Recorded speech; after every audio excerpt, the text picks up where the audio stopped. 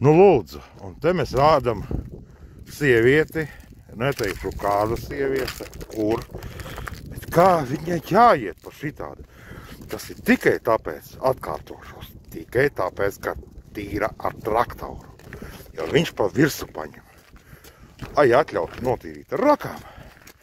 Nebūtu šitā nekad jāriskē ar savām kājām un ar veselību. Un te lūdzu tīra ar rokām un ir pavisam cits skats.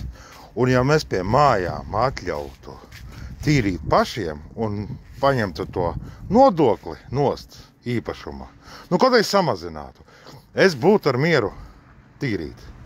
Ja vasarā noslaucīt un viss, iedomājieties, kāda nauda ekonomētos.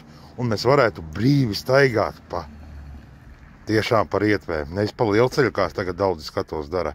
Jo nav iespējams pa daudzām ietvēm paiet, kā es slīdu. Tas ir apgrūtinājums jau iet cilvēkam. Un ja viņš nokrīt, kas viņam to kompensēs? Nu neviens.